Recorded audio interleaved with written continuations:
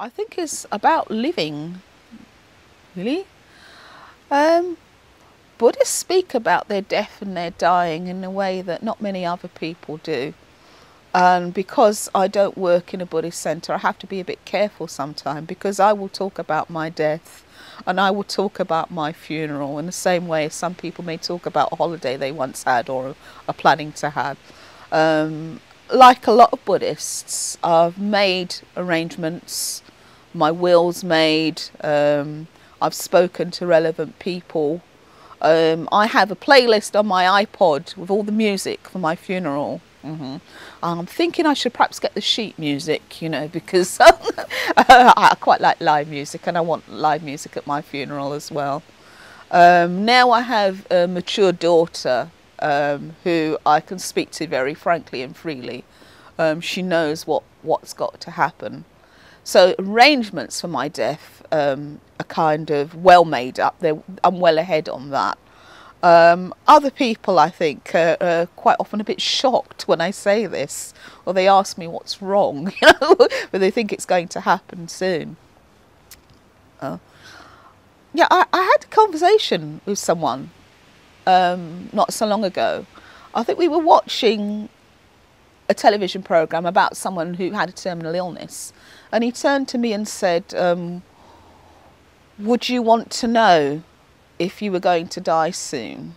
And I was quite shocked at the question, because I said, well, I might well be going to die soon. And he said, well, if you were going to die soon, would you tell people?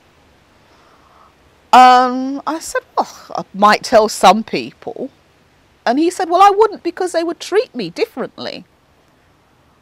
And I said, well, I treat everybody as if they're going to die soon, because it might well happen. I think that's what we need to do, because it does happen very quickly for a lot of people. I mean, who's to say how well prepared we are for death? It would be so great to think, like, as I say, I have made my arrangements for death and my funeral. But until one actually gets, well, that call, that letter, maybe to say, well, yes, you haven't got very long, or something like that. Or maybe the moment before death, when there must be some realisation, maybe there's some realisation that one is going to die, and one is going to die very soon. Who's to say how well prepared we are until we actually get to that moment? I would like to think that I am prepared for death, or prepared for dying, but I think I know myself and know my own mind that we can't tell until we're there. But we can prepare. I think I've done preparation for death and dying. I think I've faced up to the fact of my own dying. I've certainly got some poems about my own dying, which I think, really, if I hadn't been a Buddhist, I don't think I could have written poems. I don't think I could have talked about it freely. I don't think I could have discussed it. We are able, as a community, to talk about our death and dying, I think, a lot more freely than other communities. I think in a British Western way, it's still a taboo subject to say, gosh, here we are at the crematorium. Next time we come to the crematorium, it will be one of us. The places of our deaths are fixed in geography. There's a grid reference. There's an actual OS compass grid reference for the places of our deaths and our dying.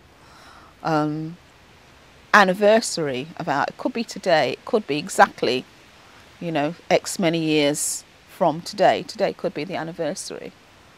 Now that is straight out of the Dhammapada that I've been studying recently, which is why death and dying have been going on in my mind a bit. Who's to say how prepared we are? We would like to think so.